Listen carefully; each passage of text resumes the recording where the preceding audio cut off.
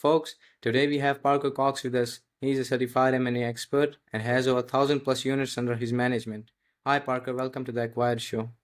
Thanks for having me, Fassi. What has inspired you in your career to keep going and how it all started? Tell us about your entrepreneurial journey. I found out pretty early on that I'm not very employable.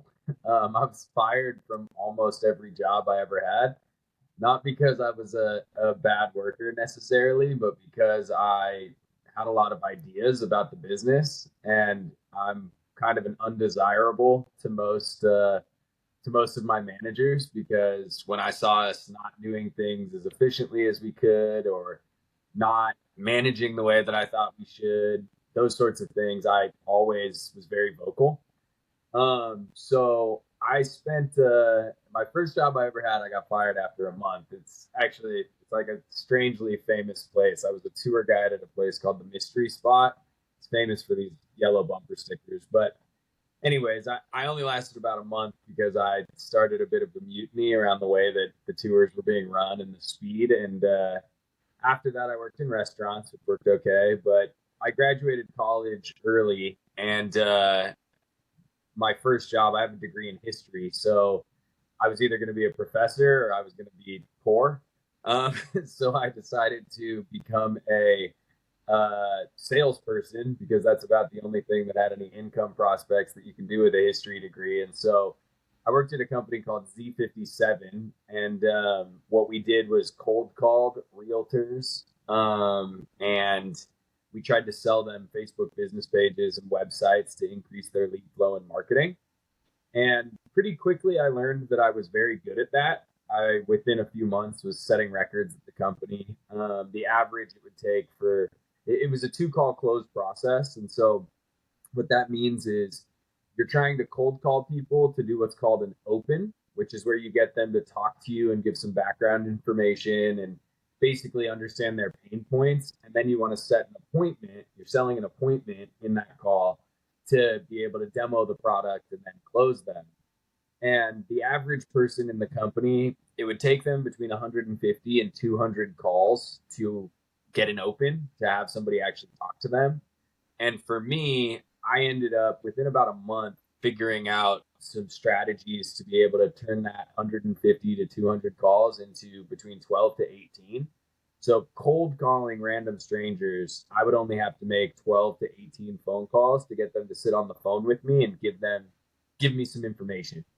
Um, you know, I learned then that sales is a skill that I could use, and it was really valuable. But I only lasted there about 6 months because of some.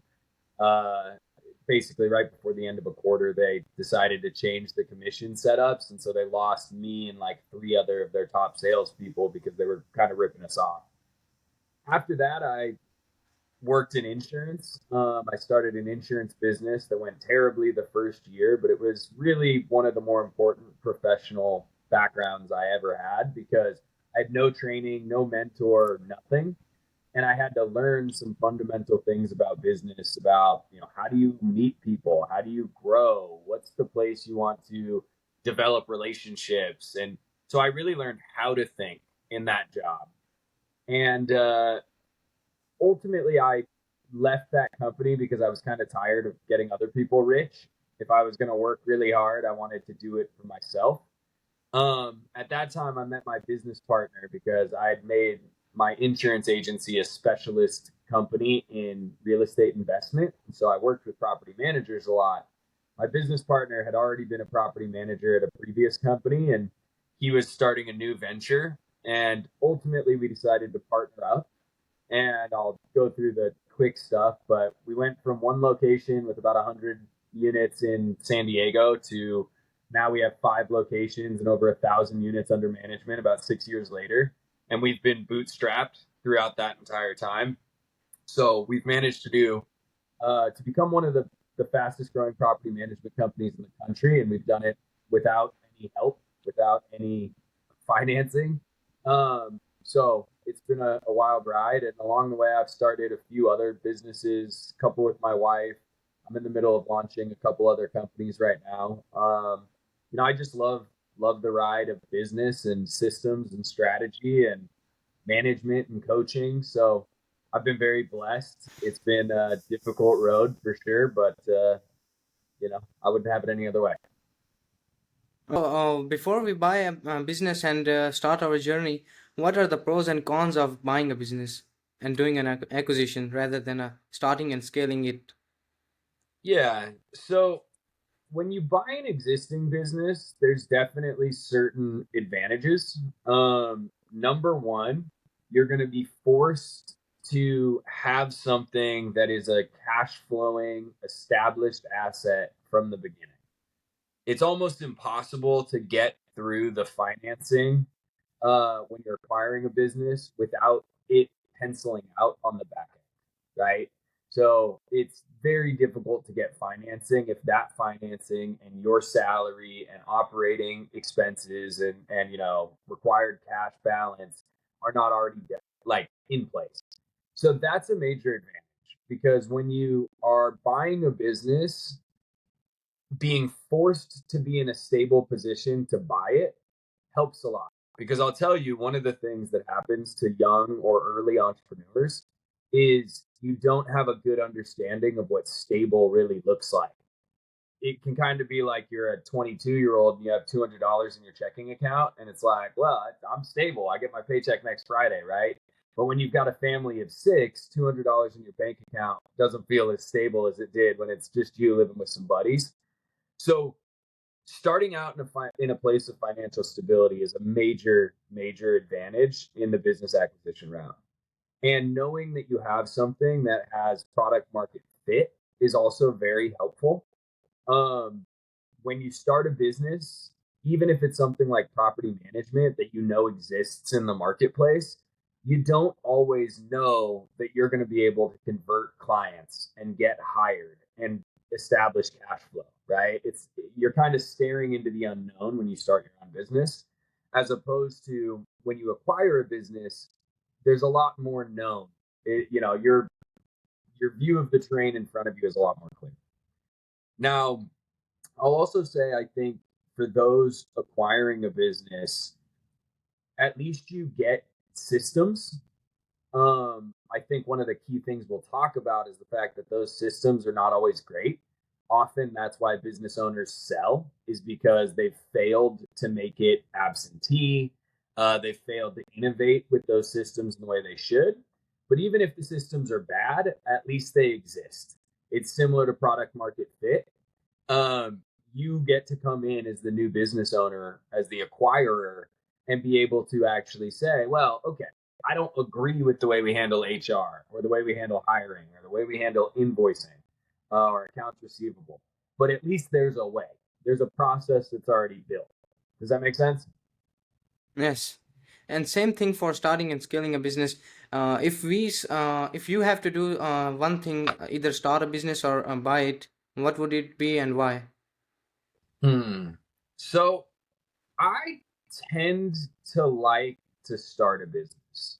Um, I think it's not to say that I won't acquire more companies. I probably will. I also think it's probably the better path for most people. But there is something that happens when you start a business that I think most people don't have a good appreciation for unless they've done it. And it's it's kind of like buying a car versus building a car. Now, basically no one builds cars anymore. But when you do, you know everything about it. You put the engine together, you installed the seats, you put on the knobs on the dash, you decided the radio stations, you know exactly how much horsepower it has, exactly how much air is in the tires, exactly how much gas it takes. And it's kind of like building an intimate relationship with your like with your business in a way that's hard to describe. I'd almost say when you acquire a business, you're kind of like its step and I have a stepson and I have a stepmom and a stepdad. So I don't want to pretend like the relationship isn't really deep. I love them and all of that. But there is something different when you hold the baby when it's first born, when you change its first diaper. it's like it's not that either relationship is necessarily better or worse, but one really, like, a kid who you've had from their first day in a way that it's impossible, even if you get the other kid at 2 years old. But certainly if you get the other kid at 12, it's a different understanding of just who they are and how their personalities develop. And businesses are the same way. When you acquire a business, you don't have that same understanding of its core personality, of its core um, vision and mission in the same way that you might when you start it. And I think something else that kind of weakens the control and understanding for an acquirer is there's a million little things that are required when you start a business that when you acquire a business you'll never understand, whether that's setting up the first bank account, whether that's filing for the tax ID, um, buying the first software after trying 5 different backends. There's these things that you just get exposed to that give you this kind of, it's not profitable work. It's not stuff that generates business, but it does give you these little experience points, like you're in a video game, that kind of grow your just depth of knowledge and understanding of the company. So I wouldn't say I wouldn't acquire a company. I'm sure I will do more in the future, but I would say that I think you have kind of a special relationship with a business when you start it. That can be more lucrative, but it's also more risky. Once you're trying to find a business and you're looking to acquire it, what is your specific criteria that you would like to consider and you would like to look at the business to before even acquiring it? Yeah. So the first thing I'll say is I really like recurring revenue businesses. So you can think of that as some sort of a subscription model. Um, you want something that provides consistent cash flow. Now, I would also say that you want to stick to bigger ticket items whenever possible. It's much easier to run a business when you're getting paid $500 a month than when you're getting $50 a month. There's a whole bunch related to customer acquisition costs that kind of increases the risk. You have a narrower margin of error when you have a lower recurring cost for your business. Um, I think that you should also be very careful about service businesses and highly regulated businesses. Now, I'm in a highly regulated service business, so I'm you kind of got to take my word for it. But whenever the government can come in and really kick you around, that's something that you should be nervous about. And whenever you have a service business, you have a really there, you give a lot of control to the customers, because ultimately, whether it's your Google ratings or your just customer service appreciation in general, service business is about serving others. Sometimes that's with financial services or with real estate or even at a restaurant. That's a service business, but it's you don't retain the amount of control as you do when it's a product business, where you get to really control the outward perception of your product in a way that when it's somebody talking to someone that's what pays you, that's a two-way conversation. So I would say I always look for recurring businesses. I look as high ticket as I can, and then I try and find things that are as low service orientation as possible. And so an example might be, like, I think a bookkeeping service would be a good business. I'd be very interested in that, especially if it was niched into something like, say, medical, where there's a big billing component. The reason for that is, as a bookkeeper, you could potentially be making maybe $1,000 a month from that company, depending upon the number of accounts and receivables and payables that you have to go through. And then beyond that, you have times per year where there could be big ticket upsells. Hey, we need to do an entire reconciliation before I send this to my accountant, and that could be $5,000. So you have an additional fee. But then, as far as it is a service business, but it's low service, it's B2B. Basically, you have a conversation initially, you do that job. Maybe there's a brief check in once every couple months to make sure things are going well. So it's a much lower customer service barrier. But pest control would be another example of a business I like a lot for that reason that I would be interested in acquiring. But that kind of gives you my sense, my attributes that I look for. That this business is right for me. What is your way to approach the seller in your interest of acquiring them? I understand. So I would say it. I would use a broker. I don't think calling a business out of the blue is a very effective way to buy it.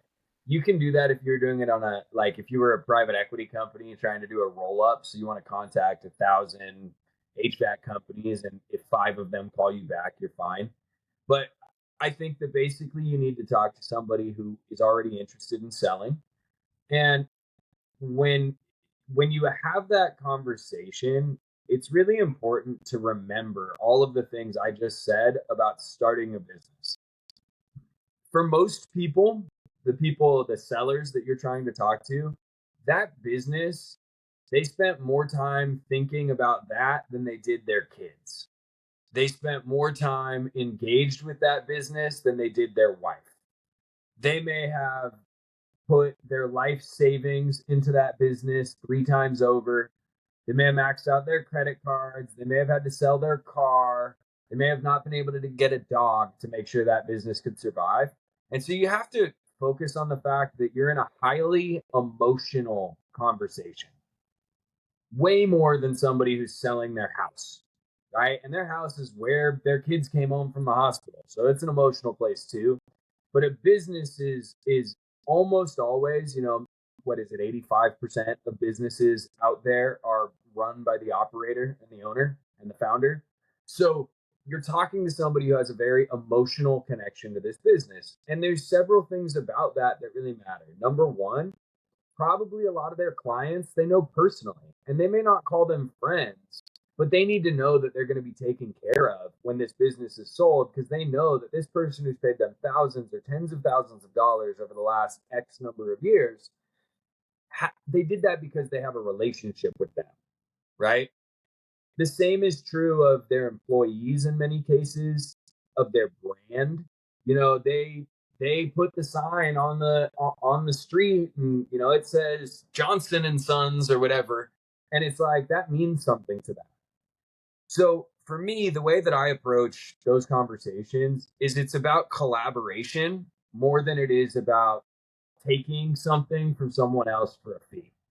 Because if you can allow them to understand that, yes, I have my own visions for this, I have my own mission, my own plan, but that's not in absence of your vision and your plan. The reason I'm interested in your business is because of how well you did to get it here. And I want to make sure it doesn't lose its soul. How can we collaborate to make this an effective outcome?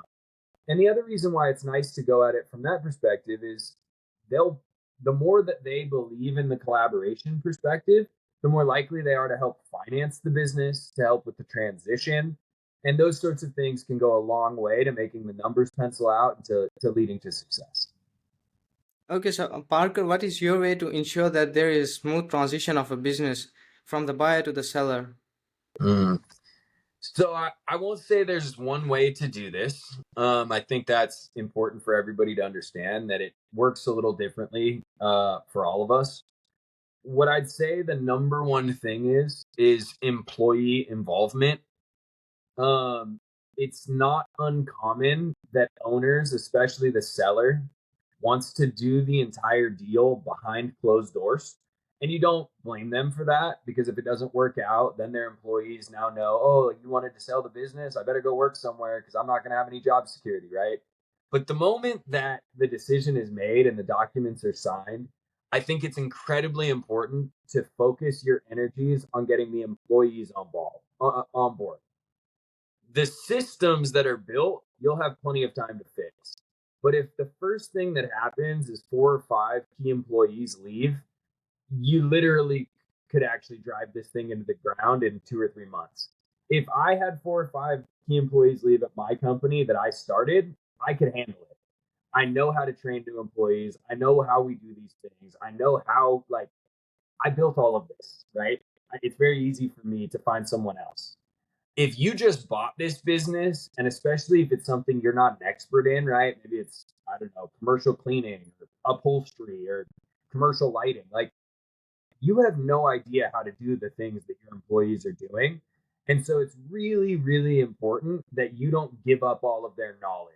So leaning into the employees and making sure that they're on board, that they're bought in, that they're happy, and that they're going to participate in the transition, I think is the number one most important thing that you can do. It beats any of the strategy or system adjustments or anything else. It's get the employees bought in, and you're going to have a pretty safe outcome. Okay, so Parker, is there anything you would like to share that I haven't asked yet? No, I don't think so. I think for the most part, well, I guess I'll say this. I think acquiring a business is probably one of the best things that anyone could do. Now you and I met on Twitter, right? And the reality is, though, that in the SMB Twitter space, right, the small business Twitter space, the whole ETA, entrepreneurship through acquisition, and the searcher, you have to be careful who you listen to. It's not that everyone's giving bad advice, but it's remember that a lot of the people who occupy that space get paid by you if you do this. That doesn't mean that they don't have your best interest at heart. It just means you need to understand their incentives. Because a business broker who's posting businesses and posting information about how to acquire a business, they get paid when you buy through them. And the same thing's true of an attorney, of a lender, and all of this. And again, it doesn't mean that they can't give you great advice. It also doesn't mean that they're 100% aligned with you. This isn't charity. They're not doing this as a mentor. They're doing it to feed their families, which is fine. But the reason I say that is I think the temptation of somebody who has a job, right? Well, my boss tells me I got to get to work at this time and that. I understand the temptation to say, I want to be in charge.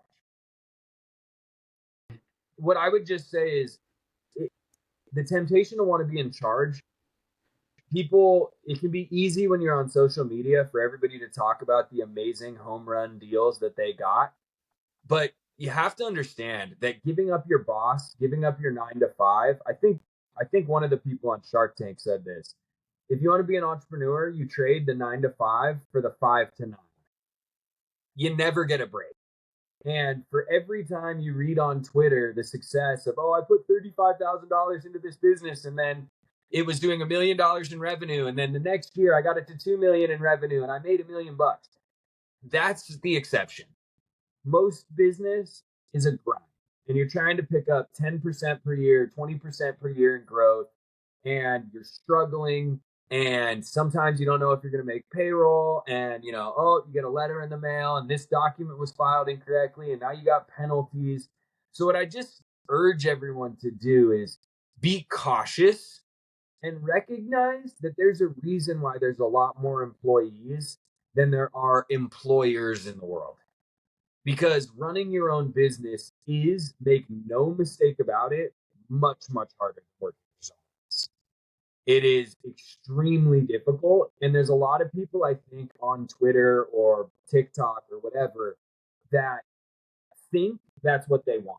Because, oh, my boss is a jerk and he doesn't pay me enough and blah, blah, blah. And they think that the answer to that problem is, well, I'm going to do it. I'd be better than him. But it's like, be careful. Try a side hustle first. It's like do something that's lower risk. Make sure that actually all that comes with running a business is what you want to do. Because I think when you look at the Twitter SMB world, there's a lot of stuff out there that like I don't know if this is for everyone, and it's kind of looking like it's for everyone. You know what I mean? Yeah, totally agree with you. All right, the closure. Where do you think our audience can find you well? Yeah, so my Twitter handle is Parker Cox. It's Parker Cox, but change the first 2 letters, so C and then P. And that's really it. I don't have a personal website or anything, but if anyone has any interest in discussing further, they're welcome to DM me or follow me on Twitter, and you can see my journey to start and run my businesses, and I'd be happy to discuss further. All right, it was a pleasure talking to you. You too, Fossey. Thanks so much.